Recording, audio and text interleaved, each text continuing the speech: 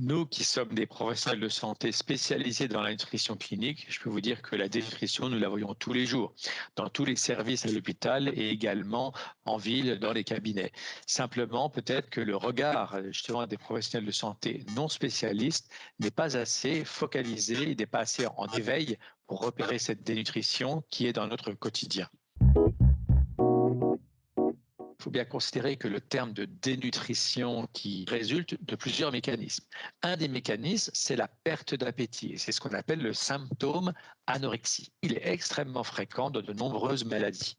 Il faut le distinguer d'ailleurs en passant de la maladie anorexie mentale. Après, on entend aussi parler de malnutrition, qui est venu en français avec l'image de la malnutrition des enfants du tiers-monde. Hein, ce qui peut laisser penser que ce n'est pas notre problème, entre guillemets. En fait, la dénutrition telle que nous la définissons en français est une des formes de malnutrition. Et la dénutrition ne se résume pas aux enfants d'Afrique. Nous en avons beaucoup dans notre pays, à tous les âges. Alors, les signaux d'alerte, ils peuvent être multiples. Le plus simple, c'est certainement la réduction de la prise alimentaire. On sait que quelqu'un qui, sur 1 ou 2 semaines, va manger moins de 50% de ses habitudes, ça, c'est un indicateur vraiment qu'il se passe quelque chose.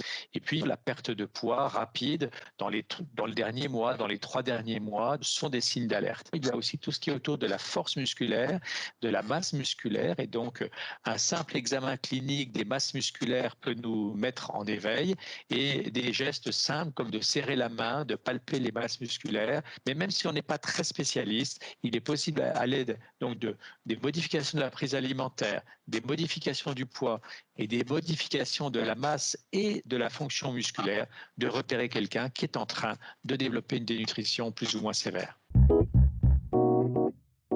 Ça aggrave le pronostic des maladies, ça augmente le risque de complications infectieuses, ça entraîne des problèmes de cicatrisation, ça va prolonger la durée de séjour à l'hôpital, ou en tout cas, si on n'était pas hospitalisé, ça peut amener à être hospitalisé à cause d'une perte d'autonomie.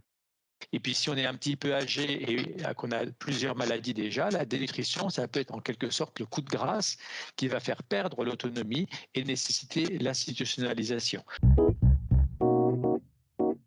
Aussi bien le patient que le système de santé vont être gagnants si on est vigilant et actif et rapidement actif contre la dénutrition.